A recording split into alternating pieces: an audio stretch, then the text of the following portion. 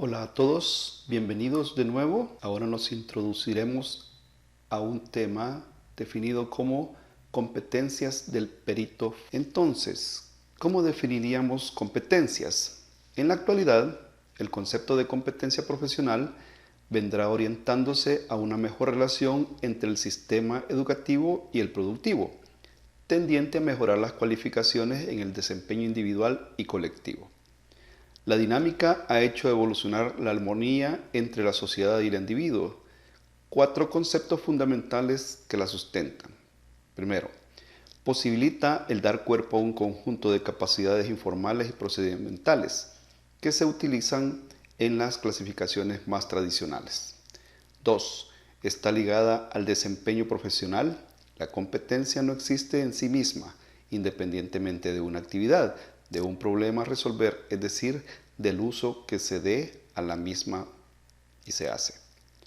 Número 3 sería vinculación a un contexto determinado, a una situación concreta, lo que por otra parte plantea el problema transversal y transferible. Y por último, integra diferentes tipos de capacidades. No se trata de una suma de capacidades, sino de capacidades estructuradas y construidas que constituyen un capital de recursos disponibles que se combinan entre sí, permitiendo la actividad, desempeño profesional y la consecución del rendimiento, resultados esperados. Entonces, ¿qué son las competencias? La noción de competencia, referida inicialmente al contexto laboral, ha enriquecido su significado en el campo educativo, en donde es entendida como un saber hacer en situaciones concretas que requieren de aplicación creativa, flexible y responsable de conocimientos, habilidades y actitudes. Entonces, para hablar de los conocimientos, podríamos hablar de contenidos conceptuales, es decir, conceptos, principios, leyes, enunciados, teoremas y modelos que identifican, reconocen, clasifican, comparan, explican, relacionan, enumeran, señalan, expresan, distinguen, analizan, completan y representan. También podemos hablar de habilidades, que son contenidos procedimentales. Estos contenidos abarcan habilidades intelectuales, motrices, destrezas, estrategias y procesos que impliquen una secuencia de acciones.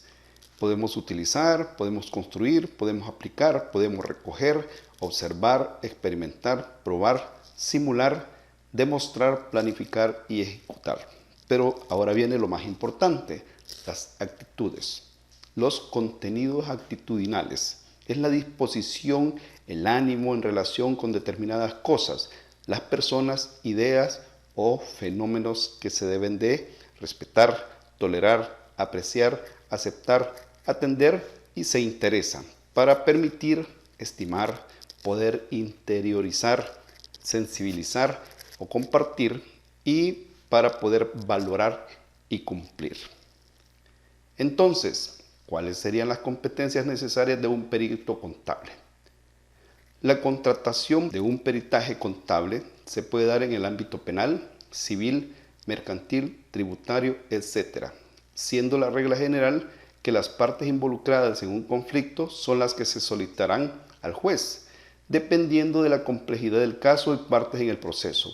Puede ser que haya que nombrar a más de un perito contable para cada una de las partes. La base principal para el ejercicio de la contaduría pública en El Salvador es la Ley Reguladora del Ejercicio de la Contaduría, y en su artículo 1, esta regula el ejercicio de la profesión de la contaduría pública, la función de la fe pública auditora, los derechos y obligaciones de las personas naturales o jurídicas que las ejerzan. Para efectos de esta ley, deberá entenderse como contaduría pública una profesión especializada de la contabilidad sobre aspectos económicos y financieros de la actividad mercantil, los registros de sus operaciones y revelaciones de las mismas.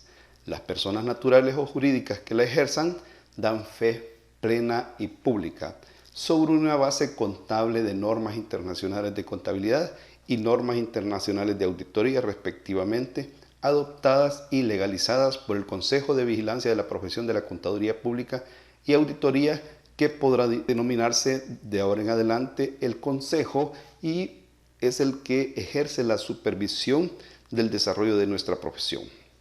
Sobre esta base, podríamos decir que ya se cuenta con los aspectos del saber, además de un proceso de educación continuada. Luego, en los siguientes artículos, define el proceso de autorización del ejercicio profesional de la contaduría. Podrían ser autorizados, en el artículo 2, para ejercer la contaduría y la auditoría, quienes cumplan los siguientes requisitos. Y ahora vamos a ver específicamente para el ejercicio profesional de la auditoría. En el ítem número 1 dice que los que tuvieran título de licenciado en Contaduría Pública conferido por alguna de las universidades autorizadas en El Salvador. 2 serían los que tuvieran la calidad de contadores públicos certificados que se otorgaba antiguamente. 3. Los que hubieran obtenido en universidades extranjeras y que deban de realizar el proceso de autorización correspondiente en el Ministerio de Educación. Y 4. Las personas jurídicas que hayan sido creadas conforme a las disposiciones de esta misma ley.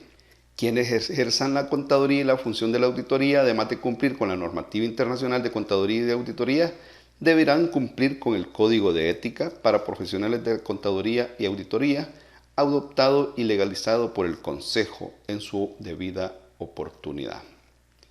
Entonces, existen otros requisitos, como por ejemplo, el ser persona natural, salvadoreño, de honradez notoria y competencia suficiente, no haber sido declarado en quiebra ni en suspensión de pagos en ningún momento, estar en pleno uso de sus derechos ciudadanos, es decir, no haya sido penalmente acusado y que tenga que cumplir cierta pena, estar autorizado por el Consejo de conformidad a esta ley y ejercer sus derechos como ciudadano. Y por último, podríamos hablar de comprobar la experiencia práctica, así como deben de acreditarse al menos 2 años de experiencia para el ejercicio de la práctica profesional. Entonces, cuando hablamos del Código de Ética, aprobado por el Consejo, publicado por la Federación Internacional de Contadores, los principios fundamentales nos enfocaremos será la integridad, que es el ser franco y honesto en todas las relaciones profesionales y empresariales. También podemos hablar de la objetividad, es decir, no permitir que prejuicios, conflictos de intereses o influencia indebida de terceros prevalezcan sobre los juicios profesionales o empresariales. Competencia y diligencia profesionales, es decir, mantener el conocimiento y la aptitud profesionales al nivel necesario para asegurar que el cliente o la entidad para que trabaja reciben servicios profesionales competentes basados en los últimos avances de la práctica de la legislación y de las técnicas, y actuar con diligencia y de conformidad con las normas técnicas profesionales aplicables. Estamos hablando también acerca de la confidencialidad, es decir, el respeto a la confidencia de la información obtenida como resultado de relaciones profesionales y empresariales y, en consecuencia, no revelar dicha información a terceros sin autorización adecuada y específica, salvo que exista un derecho o deber legal o profesional de revelarla, ni hacer uso de la información en provecho propio o de terceros. Y por último, hablaremos del comportamiento profesional, es decir, cumplir con todas las disposiciones legales y reglamentarias aplicables a la profesión y evitar cualquier actuación que pueda desacreditar a la profesión. Podemos encontrar también el ejercicio profesional en la norma internacional de encargos de aseguramiento 3000, que define que debe de aplicarse el escepticismo profesional, es decir, una actitud que implica una mente inquisitiva, una especial atención a las circunstancias que puedan ser indicativas de posibles incorrecciones debidas a errores o fraudes, y una valoración crítica de la evidencia de auditoría. También manifiesta que apliquemos el juicio profesional, es decir, la aplicación de la formación práctica, el conocimiento y la experiencia relevantes en el contexto de las normas de auditoría, contabilidad y ética para la toma de decisiones informadas acerca del curso de acción adecuado en función de las circunstancias del encargo de auditoría. Además, aplicará habilidades y técnicas para la realización de encargos de aseguramiento como parte de un proceso repetitivo y sistemático. Pronto, un nuevo tema sobre la cadena de custodia de la evidencia. Saludos.